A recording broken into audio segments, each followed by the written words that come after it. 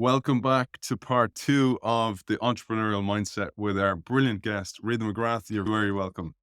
It's a pleasure to be here, Aidan. I absolutely adored part one. I really enjoy the book. It's got so much in it. As I've said in part one, it is a playbook of how to run corporate innovation or how to even run a startup and select your ideas in the first place.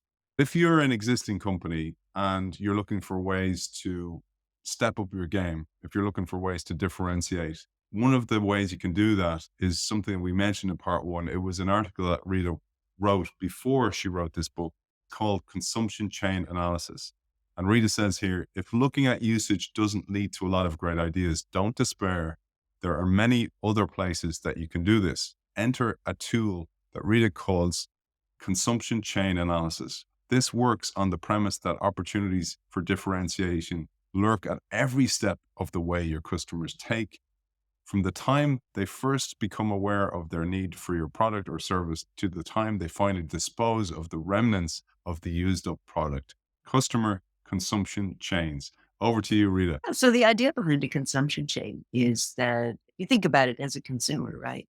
There's always this swirl of activities around getting your needs met. And very often companies are not very aware of what the customer is going through. So if you think about it, take something really simple like getting groceries. Right? Well, so I become aware that I have a need. Up. There's nothing in the house for dinner. I think about alternatives. Well, we could order some food. I could go to the grocery store. I could do whatever. And let's say I then settle on, well, I am going to go to the grocery store. Once I'm in the store, now I have to decide, well, what am I going to get? What looks fresh? What looks nice? What do I in the appetite to eat? What am I in the appetite to cook? I get my way through the grocery store. I get home. I unpack it and all that stuff, right? So each step along the way is a moment of customer choice. And a lot of times we're very unaware that, firstly, that exists. Secondly, and this is a new bit of research that I've been doing, at each step in the consumption chain, there's a choice architecture you need to be thinking about. So how many choices are presented to a customer? In what order? How complex is it? How comfortable do they feel moving forward? What's the likelihood they're just going to freeze and not do anything at all? Because sometimes your most important competitor is the choice to do absolutely nothing. It's non-consumption. Right? So the first thing that I recommend people do, and I'll revisit the idea that you want to be picking up on customers who behave differentially. So differential behavior on the part of the customer. And for that particular customer segment, let's map out how they get from link to link in the chain. Because what happens in companies is because it makes sense to economize, you will have different parts of the organization involved with delivering different parts of a consumption chain. So if you think about it, who knows the most about that upfront part, the consideration, the awareness of need, the looking at solutions, who's in that consideration set? Well, of course, it's marketing, right? Who knows a lot about getting the customer signed up, their credit worthiness, how they pay, how you invoice them, that kind of thing. Well, clearly that's finance, right? Who understands what's going on in the field, how the thing gets delivered, how the customer actually uses it, what happens with disposal. That's your field service unit. You get the idea. And so what happens in companies is that even though we experience our experiences as an integrated whole and would like them to be served to us that way, companies break them up into different parts. And what can start to happen is there's gaps that merge between links in the consumption chain. And when you have one of those gaps, it's a business risk, right? Because what that means is the customer is now either confused, they don't know how to go on to the next link, or the next link is broken, or whatever. But it puts your business at risk if you don't have a complete and well functioning consumption chain. Now, this is also where your ecosystem considerations come into play. And a very famous historical case at the time was, if you think about the Sony Betamax versus the consortium that produced VHS tapes. Well, why did Betamax lose out? It's because of the complementary relationships. So if you imagine I go to a video store and do I care what underlying technology there is? No, I want to go with the device that's got the greatest selection. And Sony didn't realize that, and they didn't court the content providers the way that they could have. And Betamax, of course, is a historically meaningful disappointment. But we see it everywhere today. And I think it's only become more important because today, customers, first of all, it's two-way communication, right? Customers will tell you if something doesn't work. You'll hear about it on social media. And it's much, much easier now to track customers' total journey than it ever was. So there's really no excuse for not understanding the steps in this consumption chain that your customer is going through. Thinking about what you said, one of the things I learned from you was the whole idea that snow melts from the edges, for example, and that you need to be in touch with all elements of the business. You need to have oversight and not just be seeing it from your own perspective. But there's this historical story of Volvo, and they had this specific colored green Volvo, and they couldn't sell them. So they dropped the price, and marketing marketed it, sales sold it. Nobody told production. So production saw that these things were selling, so they made more of them. It's like, but it's just a brilliant story. I'm sure you've seen stuff like that yourself. Oh, it's all the time, all the time. And it's not that anybody means badly. It's that we're looking at the world through our lens. I mean, a famous example I've used when I talk about learning from failure was the example of a company that was in business to decontaminate contaminated sand or water or whatever. And they were building these decontamination machines that industries would use to deal with their pollution and outcomes and stuff. And the government was about to pass this very strict new regulation, which this company's technology actually was perfectly suited for. They had just come up with this invention that it could meet the stringent government standards. It was great. This was in my doctoral years. I was doing interviews at the company with the different groups involved. And the first group of interviews I did was with marketing. And I said to the marketing people, well, what's going to sell this product? And got this whole story about how, well, there's going to be strict new government regulations. We're one of only one or two players who can actually meet that high level of standard. We're going to clean the floor with this thing because it's going to be just such a completely different environment. And I thought, well, okay, that story hangs together for me. So then I went and talked to the people in engineering. And I said, what's going to sell this thing? And they were like, oh, it's going to be cost, right? It's going to be efficiency. This is going to be the best working baby on the planet. And here's the thing that I thought was absolutely astonishing is the engineering people to meet their cost targets were engineering out the product, the very capability the marketing people were counting on to sell it. So I went back to the marketing people and I said, have you guys talked to them? Like, and I would submit to you that waiting for a wandering doctoral student to come to your company to get ideas passed from one to the other is not a very efficient way of doing things. It's amazing, it really is. And it goes back to something Joe Bauer told me was that idea of resource allocation as well is oftentimes it comes down to the individual because they'll back an idea of, oh, it's from Rita McGrath. Oh yeah, she's reliable. She delivered the last time. And it's not an idea meritocracy at all.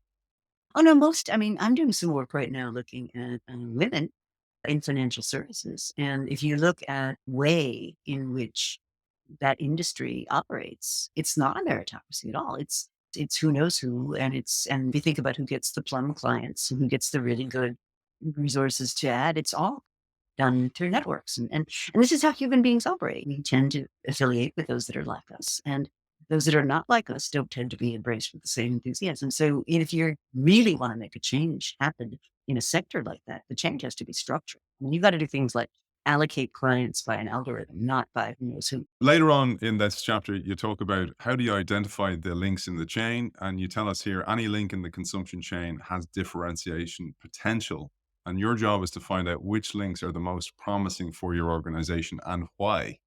I thought that again, this is work that's not usually done. And even if you're a legacy organization, even if you're a cost center, there's still so much value you can add if you do this work as well. A great case study you show here where you're showing how do you even select a certain segment that you can go after beyond the usual segmentation that happens within an organization. This was a case study you shared in the book in automobile insurance. I'd love you to take us through this. This was the case of Progressive. And one of the moves that they made that really put them on the map in automobile insurance was to recognize that the typical way auto insurance gets priced and sold is what the typical company is going after is the 85% of what I'll call standard drivers, right? So they own their own cars. They don't get in a lot of accidents. You can predict based on things like, did they go to college? What's their profession? Blah, blah, blah. You can predict how dangerous they are. And that's like the 85% of all drivers. But there's this remaining 15% that are, let's just call them higher risk drivers. So these are people, they tend to drive a lot of rental cars. They get in a lot more accidents. They drive recklessly. They do all this stuff. And insurance companies, as a general rule, just, don't bring those people to us. They're awful. They're high risk. But what progressives started to think about was, well, wait a minute, is there something we could do with these drivers? And what they realized was because these people were in this particular category, they had no choice. They would have to pay a fortune to be insured. And so Progressive said, well, wait a minute. What if we created an offering that dealt specifically with the fact that these are higher risk people? And so what they started to build out was they said, well, okay, how would we capitalize on an accident experience? Right. And what they realized was that the typical way this gets done, first of all, it opens the door to an awful lot of fraud. There's a huge amount of fraud in sort of accident insurance reimbursement business.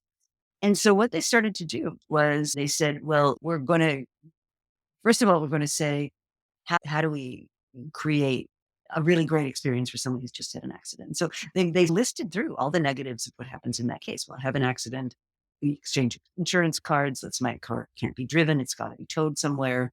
Then I've got to figure out how much it's going to cost to get it reversed. Then there's a big argument with the insurance company about the repair costs. Then they want us to use their repair person, blah, blah, blah, blah, blah, all this stuff. It's really full of hassle experience. So what Progressive did was they said, well, what if we had someone who's able in a mobile van? Now, again, this was pretty revolutionary at the time. In a mobile van, they've got everything that they need to assess the damage, identify the right place where the tow truck should go, give the customer a quote on the spot of what it's going to cost, and the customer can say yes or no. And then have somebody drive a loaner car to the location so that the customer can be on their way. I mean, transform the experience of having an accident. Now, we're not talking a deadly accident. We're talking about the sort of stuff that everybody walks away from, but it's a nuisance because the car does have to be repaired. And so if you look at it in attribute map terms, right, that on the spot assessment, that turned out to blow people away. They thought that was amazing.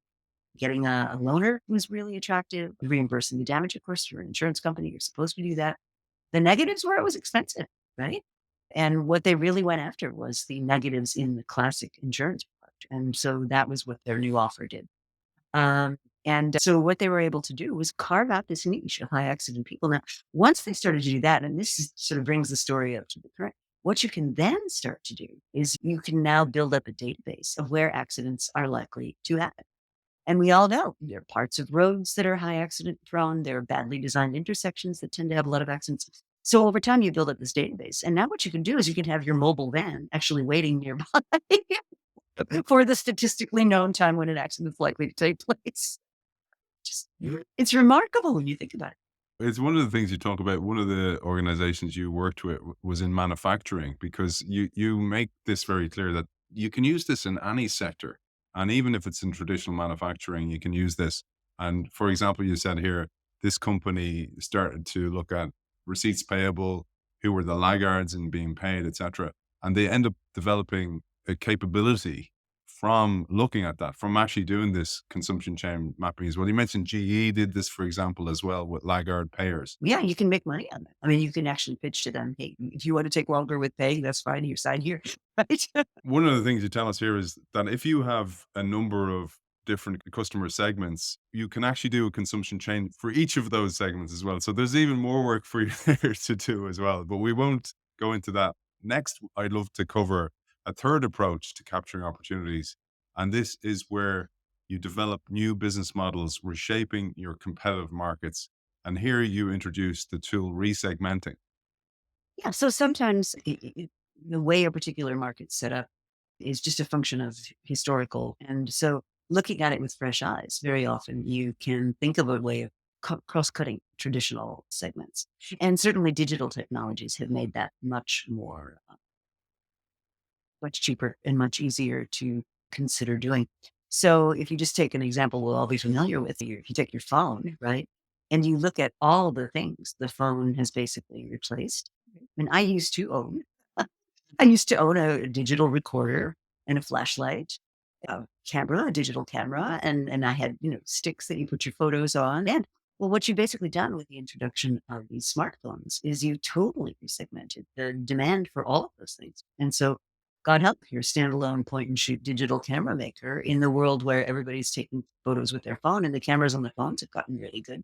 The phone use and the camera people are now collapsed. That segment's now collapsed into one. So that's an example of that idea of resegmenting. With this idea of resegmenting, you mentioned one of your clients at the time who resegmented highly busy business professionals in the insurance segment. I would have loved the access to their product, by the way. Maybe you'll tell us about this one. I was doing some work with Chubb at the time. They were supporting my dissertation, and I was doing some research on the Chubb organization, which is a very well-known insurance company.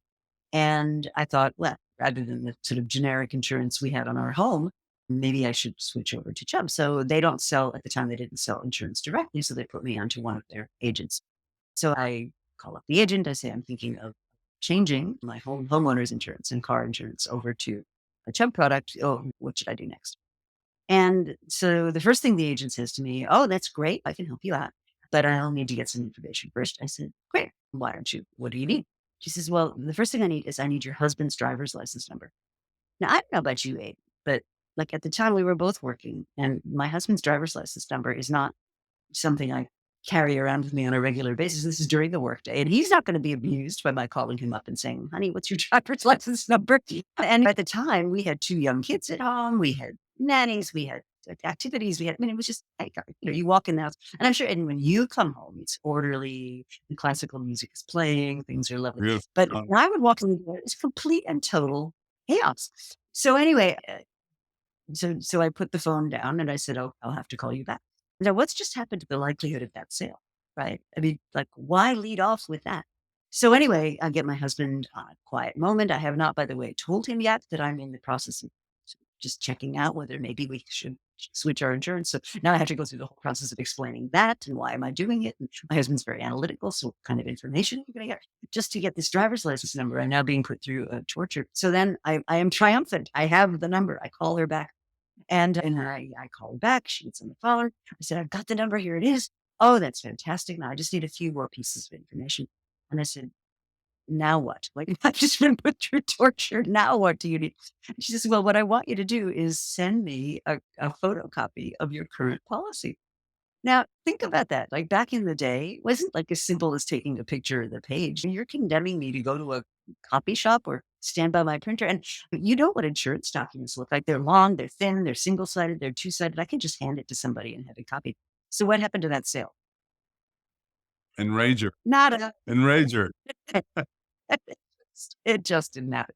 Now, some years later, we had done a home renovation and we actually did have to get our home reassessed for whatever its insurance would be. And so I was basically whining to my Chubb people about my poor experience the last time out. And they said, oh, we've got a broker for you who really gets it. She'll do you up. So I'm like, with some trepidation, I'm like, this isn't the day when we physically call people. Let me called her up. She said, sure, I can do that for you. When would be a good time for us to get together? And I said, I don't know. So gave her a time. She comes to my house. She's got one of those portable fax machine like devices. She says, here's all, and she sent me a note after I put down the phone. She said, here's all the information you should have ready when I show up. She shows up. She takes pictures all around the house. She looks at everything we did. She looks at our documents, puts it all in the system. It goes to corporate headquarters or whatever. Powers that be come back with a price. She says, is the price okay with you? And I'm like, sure. And she says, great, we're done. Sign here. It took 45 minutes, maybe. And so, but my point though is the original person was not a bad person. What she was trying to do by asking me for a copy of my current policy is she wanted to come back to me and show line by line how much better the Chubb policy was going to be for me than the one that I currently have. And from my perspective, do I do a discounted cash flow analysis of my insurance policy? Probably not. It's brilliant because you tell us there, anytime you spot a difference in behavior, you may be looking at an opportunity to resegment. And that's a perfect example of it. And when you see what happened with the working world, where everybody's working from home now more increasingly, the world's changed entirely from a working perspective. There's lots of opportunities to resegment, but organizations are sticking back to the way they've always done it. Hence, look at this book and it gives you this totally different way of looking at things. This brings us to your second recommended approach to transforming a competitive arena. And maybe you'll tell us about that term as well, because I learned about that first when I looked at the end of competitive advantage. But you say breaking down the barriers that cause the current market to be structured as it is important because this is what you call market reconfiguration. And you tell us also here, there's a lot in this, there's three types of reconfiguration: evolutionary, radical reconfigurations, and then revolutionary reconfigurations. Yeah. So if you think about how something we call an industry is structured, it's generally set up the way it is because there were a set of constraints in place that meant it had to be that way. So if you take something like the automotive industry, right? Well, to be what it is, you needed tons of regulations around what a car could be. You needed governments providing key infrastructure like highways. You needed private firms like oil companies creating petrol stations, gas stations. You need this whole complex of things to operate together to create an end use where you can buy a car, fill it up with gas, and off you go. And so when you start to see the ability for something really different to fulfill that same need or to take place of that existing structure, that's when the opportunity for an industry reconfiguration is happening. Now, that's happening in automotive, but it's happening very uneven. Right? So we're seeing now electric vehicles becoming a big part of the ecosystem, and that's going to be very destabilizing. Now, why is that? Because electric vehicles, unlike internal combustion engine cars, they have far fewer moving parts. They don't have a big heavy engine the way that a gas powered car does. And when you think about who in the ecosystem that's going to have an effect on, it's all those little service stations because that's where they make all their money. The car dealers make all their money on repairs, basically. So you're going to see a radical shift in value in the segments that service that industry because it's not going to be you get a whole function. It's not necessary anymore. Likewise, there's this debate right now. Well, are the charging stations going to be like gas stations are today or like petrol stations are today, where there's a central place where you have to go? And the early Tesla designs presume that. They presume you're going to go to this place. While you're there, maybe you'll have a snack and a drink while your Tesla's charging, and then you'll leave and go up. But there's an alternative perspective, which is actually no. Why would we do that? Electricity is everywhere. Why wouldn't we just have distributed charging stations so that you don't have to go to a central place? You can make an appointment for parking lot B and just charge your car while it's doing that. Or if you know that there's going to be a number of different users at a particular location, you just set it up at that location. So you can just see the whole industry really shifting. Another big one that I'm looking at right now is if you think about how medicine is distributed in the world. What used to have to be done in a doctor's office increasingly is getting distributed. So you used to have to go to a doctor's office to get blood drawn or to get an EKG or to get any of these things. Now, a lot of times you can do that at home. You used to have to go to a hospital if you needed to be infused with, say, a chemotherapy drug. That used to have to be done in a hospital. Today, they send you a thing and you can inject yourself at home. It's astonishing. So that's a signal that an industry is ready. So maybe we'll go through the three different types. There's evolutionary, radical, and then revolutionary. I love the terminology there.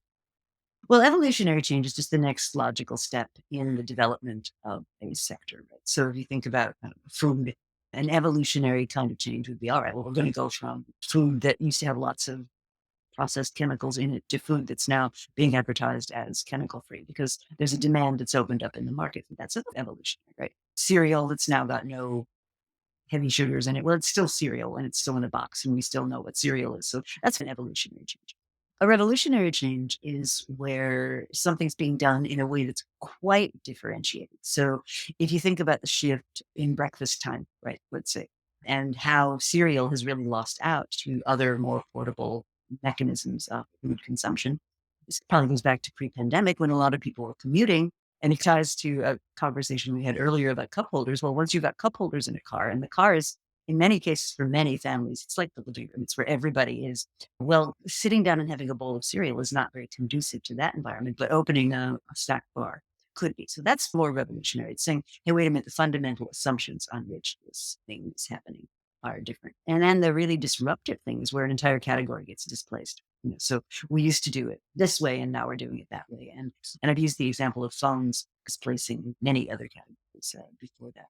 So those are the three tips. One of the tools that you're very au fait with, but I'm increasingly surprised by how few people actually use it, is the five whys. And you use this a lot of the time throughout the book. For example, questioning your barriers. And you give an example of Citibank here, question barriers. And this ultimately led to them moving their credit card business to a different state by using the five whys. Maybe you'll share that as a final message. It's a hilarious story, actually. So it all began with, don't often know this, but the credit card industry as it emerged was a very bespoke kind of thing. And it started off with things like diners club. So very affluent people would have a thing called a credit card, which meant you could give it to a provider and they'd provide you a service or whatever, and then you'd pay for it. And the credit cards back in the day were all very scattered. They were either department store credit cards or whatever. We didn't have universal credit cards the way that we thought of them now. And the first company to really try to make a go of it was Bank America. And Bank of America created this thing called the Bank of America card and tried to get other banks to buy into it as a way of accepting payments. And of course, Bank of America would take a cut then. And then some bright marketing person figured out that Wells Fargo was highly unlikely to be promoting a card called a Bank of America card. And so what Bank of America decided to do was rebrand this to Visa. And there was a whole bunch of other stuff happening at the regulatory level that made this possible. And then they did a big advertising campaign. So they said, oh, Visa, next best thing to slice bread. It's great. You can use it anywhere. Universal credit card, terrific, right? And so they really heavily advertised this Visa card. Now, Citibank had been dabbling in the consumer credit experience a bit. And when Bank of America did this whole rebranding to Visa thing, they were sort of part of that. But then what Bank of America did, which turned out to be the fatal flaw, was customers would become convinced that this was a great thing. They had to have it. They had a Bank of America card, and they'd call up and they'd say, "Wait, how can I get my Visa card?" And Bank of America would tell them, "Oh, we'll give it to you on your next card renewal." So the typical customer is going to have to wait 6 months or longer to get this thing that Bank of America has now told them is the greatest thing since sliced bread. So Citibank saw an opportunity and they pounced on it. And what they did is they took out these full page ads saying, if you want your Visa card today, we'll give it to you. And customers were like filling out the newspaper applications and sending it into Citigroup. And so on the one hand, enormously successful entry. And the guy that was in charge of it was said, this was fantastic. But this was in the late 70s. And most of your listeners either won't have experienced or will have forgotten this, but interest rates in the late 70s were in the 17% range. I mean, that was normal. And most states, including New York State, where Citibank was located, had what they called a usury law. And a usury law meant there was only so much interest you could charge. And I think at the time it was capped at like 10%. So Citibank had succeeded in getting all these Visa cards into people's hands, but then they would promptly run up to the credit limit, which was $500. And now all this money's sitting out there, and the amount of interest Citi has to pay on the money is higher than the amount of interest they can recapture in terms of payments from the customers. It was just a horrible situation. And New York State had these usury laws, and that was what it was. So they were desperately looking for a way out. And Citigroup has this interesting, at the time, had this really interesting legal department. The legal department, among the things that they would do is you'd go to them and you'd say, how do I get rid of this regulation or this law? And they'd give you a price tag of what they thought it cost to do it. But anyway, so out of this mess came the governor at the time of South Dakota. And South Dakota had been suffering from losing a lot of industry. Things were not great. And he basically sat down with the head of Citibank and he said, look, I think I can make this work. I think I can get our legislature to get rid of usury laws. But in exchange, you need to move your operations to South Dakota. And that's what happened. He persuaded the legislature that this could be a whole new source of business. At the time, they would have been the only state in the nation that didn't have some limit on what interest you could charge on a credit card. And it succeeded. The Citibank took its whole operation and moved it to South Dakota, charged high interest rates. And the governor of South Dakota, the only thing he didn't take into account was the motivation of alternative governors, because the governor of Maryland then promptly went and did the same thing. And Maryland being much closer to a lot of the money center banks, he scooped up some of that business. But Citibank's in South Dakota to this day. And that's how that came to be. Now, another interesting twist to that story is, so they were able to charge these incredibly high interest rates. So if you have a regular credit card and you don't pay it, don't pay the full amount, you get charged a big wad of interest on that credit card. So the interesting, almost ethical moment came when interest rates started to come down again. The big question at Citibank and many other banks was, well, do we bring our interest rates down to reflect what's going on in the broader economy? And the answer was, well, actually, no, we're not going to do that. We're going to keep our 1970s era 26% or something interest rate charges on unpaid balances because it's very profitable for us. And the consumers at the time, they made it very difficult for consumers to see what the actual cost of that was. And so you'd hear students saying things like, oh, well, yeah, I can buy that TV. It's only going to be $5 a month. And when you look at the interest rates there, I mean, it's just, it's a lack of financial education being taken advantage of by these institutions. Now, this is now, of course, on the crosshairs of today. Many entities are saying this is not fair to the average consumer. It's damaging to the economy. It's not a good practice. So I suspect that's going to come under more and more pressure. Wow. Well, brilliant, Rita. And again, I'll share links to this and share links to all your website, et cetera, because there's so much in this, including how Citibank actually got to that through using the 5 whys technique. throughout the book as well, really gives all these questions that you pose to yourself to question your assumptions, which is a huge part of Rita's work as well, because we have this way of working that's been successful that's no longer successful as well. So we have these reams of questions that Rita offers, but very specific for different parts on the stage of challenging your assumptions as well.